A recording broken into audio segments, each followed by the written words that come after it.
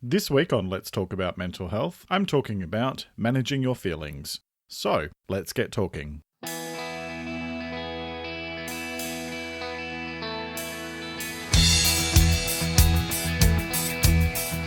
This is Let's Talk About Mental Health, a weekly podcast about mental health and well-being, hosted by Jeremy Godwin. Let's talk about mental health, because the more we talk about it, the easier it gets. Hello and welcome to episode 28 of Let's Talk About Mental Health, the weekly podcast about improving your mental health and well-being. I'm Jeremy Godwin. Thank you for joining me. I've been talking for a while here on Let's Talk About Mental Health about the fact that the only things that you can actually control are your words, your actions, and your feelings. And so this week, I'm talking about learning how to manage your feelings even when it might seem completely and utterly impossible. So let's talk.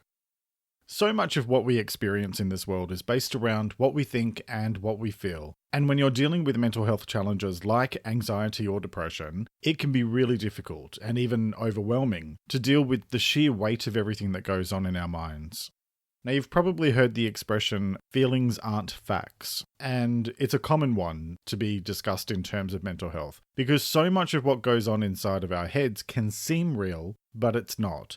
What we think and what we feel can sometimes be completely unrelated to reality, and instead, it can be driven by our fears and our insecurities. So we can choose to let go of thoughts and feelings that aren't good for us. With time and effort, we can learn to manage our feelings and improve our mental health and well-being, which is what I'm going to be discussing this week.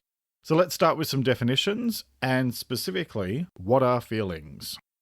Feelings are all of the stuff that's going on just underneath the surface for each of us. It's our emotions. Only we can perceive what we're feeling. What the world gets to see are our behaviors, and that manifests through our words and our actions. Now, what drives our behavior is our feelings and our intentions, that stuff going on under the surface.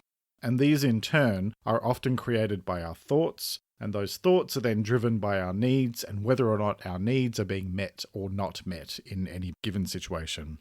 Thoughts are ideas, opinions, and beliefs that form in your mind. They're often subconscious, and they can either pop into your head out of nowhere, or they can form as the result of paying attention to something. Thoughts can be fact-based, or they may have absolutely no basis in fact whatsoever. Regardless, just like feelings, thoughts are not facts. They are reactions. They're reactions that are driven by a whole range of factors, such as, like I said before, whether or not our needs are being met. Our feelings can also come out of nowhere, just as much as they can be a response to what we're thinking and what's going on around us. Now, we each have thousands of different thoughts and feelings every day, many of which can seem to just pop into our head out of nowhere, but they are being driven by a whole bunch of stuff, including how you're feeling at any given time. So, for example, if you're feeling negative, we all know that it's often then much easier to focus on negative thoughts than it is if you're in a positive frame of mind. And in that way, I think it demonstrates the whole positivity breeds positivity thing that I talk about a lot in this podcast. Because when you're feeling positive and you're thinking positively, it becomes much easier to find more things to be positive about. Many of our thoughts and feelings are related to our brain trying to make sense of everything going on in the world around us, and also trying to understand how and where we fit in, combined with our values and our beliefs. Now, let's be realistic. You have pretty much zero control over when and how your thoughts and feelings manifest, which might sound like a really funny thing to say in a podcast episode about managing your feelings, but hear me out. Trying to control your thoughts or stop particular thoughts happening is, I think we all know, it's like trying to wrestle cats. It's virtually impossible, and you're probably going to end up covered in scars for your efforts. What is possible, however, is to take control of what you do with your feelings and thoughts, and that's my focus for today. There's a great quote by American author Dan Millman, which I think sums it up perfectly, and it is, "You don't have to control your thoughts, you just have to stop letting them control you." The great thing is that thoughts and feelings aren't permanent, and so if you're struggling with negative emotions, then know that they cannot possibly last forever. We have the opportunity to take control of them, and so with enough time and practice, You can develop strategies to push negative feelings aside, or at least handle them differently and be more objective about them. When you allow your thoughts and feelings to control you, you become a slave to them. And that can make it really difficult to make any kind of positive progress because you'll be bogged down by what's going on inside your head. Also, letting negative feelings take over can have adverse effects on your life, such as letting fear hold you back from trying something new, or when we regularly say or do things out of anger, which can then cause further consequences for us later. When it comes to feelings, our goal should be ideally to experience them without letting them control us and without getting stuck in them. So let's talk through feelings a bit more and then get into a discussion about how you actually do that, how you control them. So we all feel different things based on what's going on internally as well as externally. So either in the world that we directly inhabit, like our home, our family, and our workplace, or in the greater world around us. That could be your street, your city, your state, your country, or even the planet as a whole. And I think there's just as much to be learned from negative emotions, like fear, anger, and insecurity, as there is for us to learn from more positive emotions, like contentment, excitement, and joy. And when it comes to feelings, our society seems to be intent on categorizing them as either good or bad. And let's be honest here, most of that's tied into marketing and sales of some sort, because we're often being sold something and then told that it will either stop bad feelings or increase good feelings. However, there isn't really a good or a bad feeling. They're just feelings, and they're just reactions to what's going on internally and externally. When we label things as good or bad, we're putting a judgment on them, and therefore on ourselves. And I often say in this podcast that you need to feel what you need to feel, and that's true in pretty much every situation that you'll find yourself in. So instead of judging, the challenge is to work out why we're feeling what we're feeling, and then to identify the appropriate way to act on those feelings.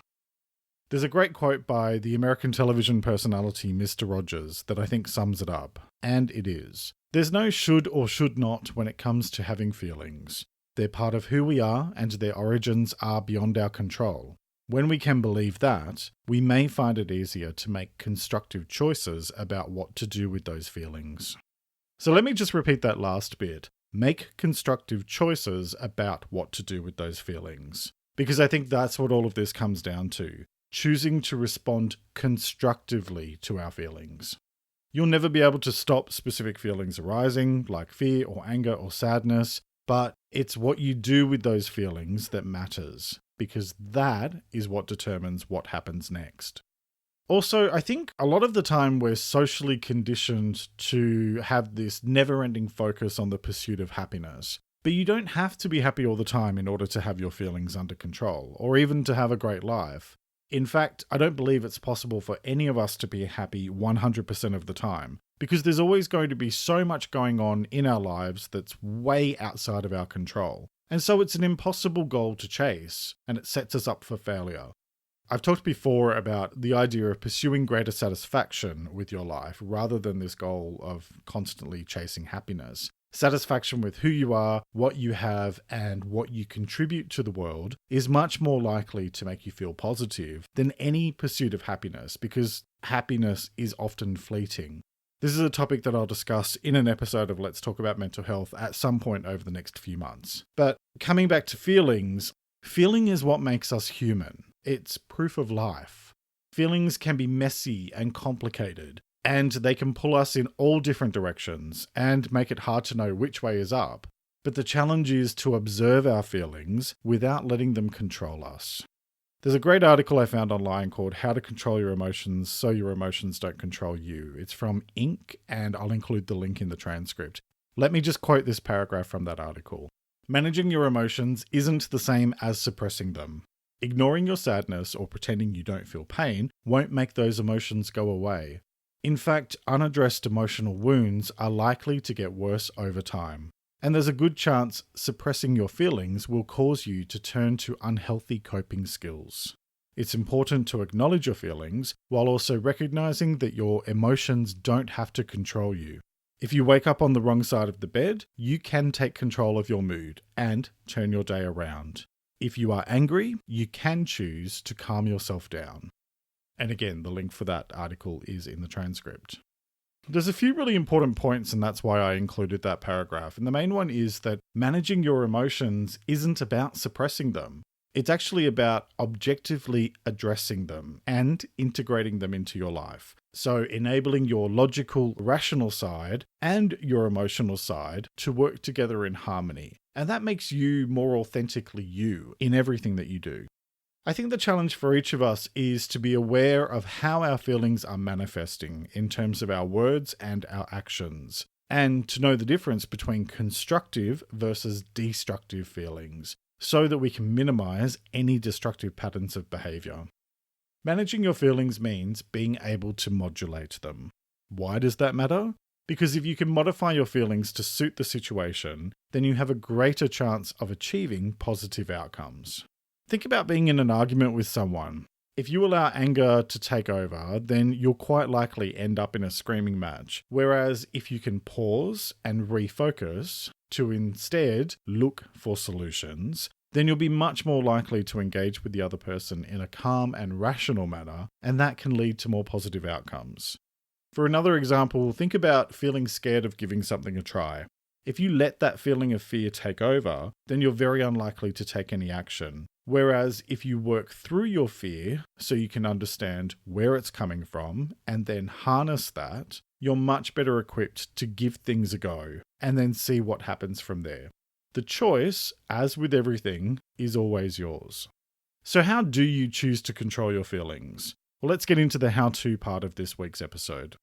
Okay, let's start with a 4-step model called PATH, P-A-T-H, which I originally sourced from an article called Ways to Manage Emotions by Mental Health America. The link is in the transcript, and the article includes that acronym, but I've changed it slightly and expanded on the steps a bit further. So in this context, PATH stands for pause, acknowledge, think, and how. Let me explain what those 4 steps mean. First, pause. So instead of immediately reacting to your feelings, pause and reflect. Now, you might find it useful to count to 10 or 20 or 100, depending on how strongly you're feeling. And what that does is it gives your initial instinctive reaction some time to simmer down. And that will allow your logical and rational mind to kick in. Now, that can take a few seconds, especially when we're in a confronting situation, because our fight, flight, or freeze response often takes over in the first few seconds. So, pause. Next, acknowledge what you're feeling.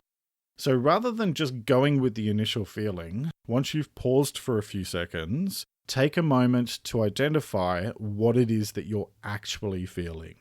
So for example, are you angry at someone, or have their words and actions hurt your feelings? Often we just respond to the initial emotion, and the challenge is to identify what you're actually feeling and label it objectively. Don't focus on whether it's right or wrong or try to assign blame. It's just about acknowledging what you're feeling, observing it, and labeling it. So then the third step is think. Think about why.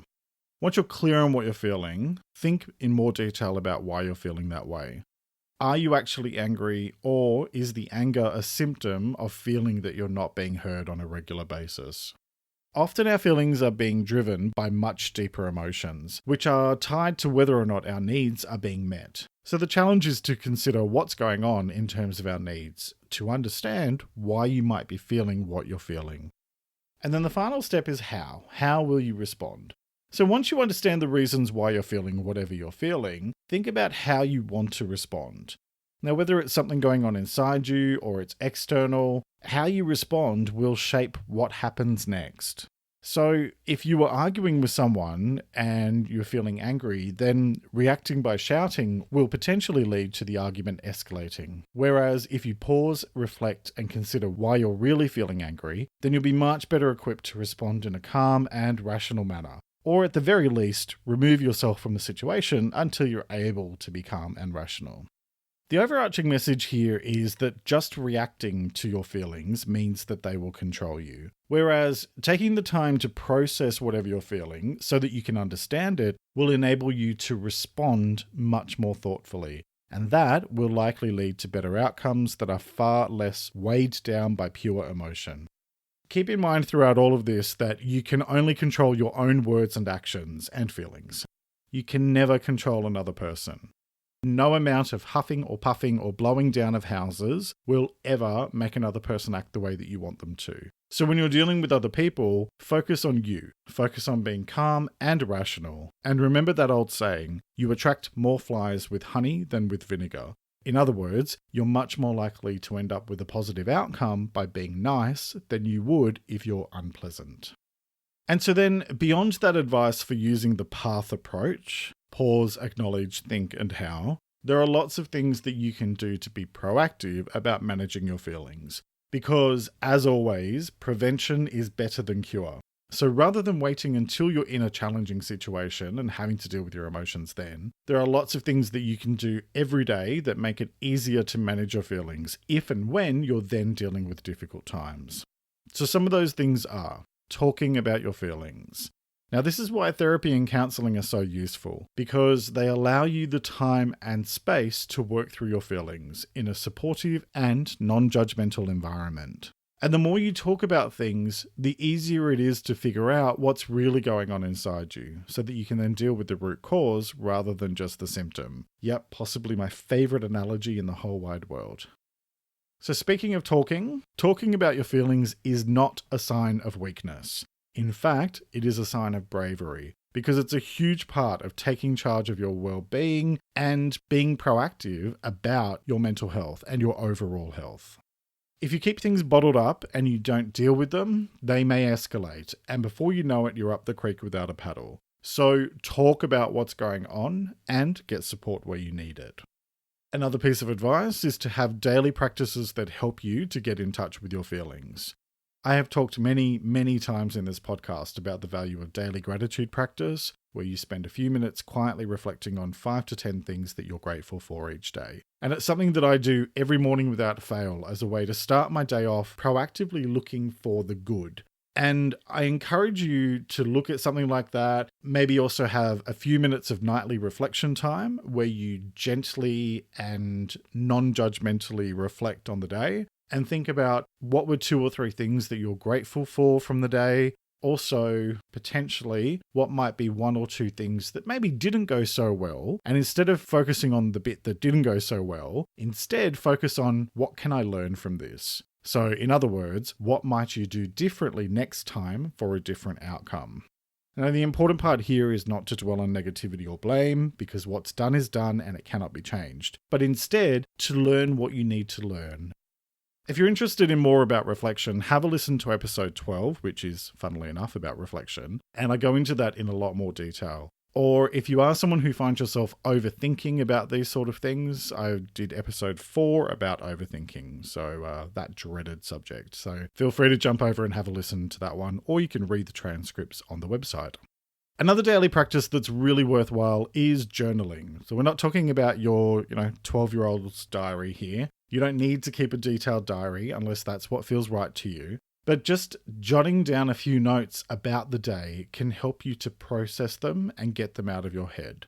And often, once things are on paper, they take on a different life and a different feeling than if they're just stuck in your head. I'm one of those people who needs to get things out in order to let them go. So when it comes to being able to do that, journaling can be a really good tool for that. There's a really short article by the University of Rochester called Journaling for Mental Health, and I'll include the link to that in the transcript if you're interested, or you can just Google it to find the information. But find daily practices like that that help you to get things out and process through them. Now, speaking of daily practices, mindfulness is a practice that I talk about a lot in Let's Talk About Mental Health, and I'm sure you've read 50,000 things about it on the internet. It doesn't have to be some kind of elaborate and time-consuming practice. I think we over-engineer a lot of stuff, and realistically, mindfulness, at least to me, simply means taking the time to slow down and to be more aware of our surroundings, as well as what's going on inside of us. My absolute favorite way to practice mindfulness is to sit outside and watch the clouds for a few minutes. Or I like to sit outside and stare up at the sky and just enjoy the immensity of the stars. Mindfulness really is just about greater awareness of both yourself and the world around you. And it's something that you can do anywhere and for any length of time. You can mindfully ride the tram, or you can mindfully drive your car, or you can mindfully eat a meal and be aware of every single sensation, everything going on. And the more that you practice it, the easier it becomes over time to mindfully be aware of your feelings as they're emerging. And I find that it often helps me then to be able to label what I'm feeling. And that helps push me into that path approach of pause, acknowledge, think, and how. Okay, more broadly than that is something I talk about a lot again, looking after your mental, physical, and spiritual health. I say this a lot, and that's because everything is connected.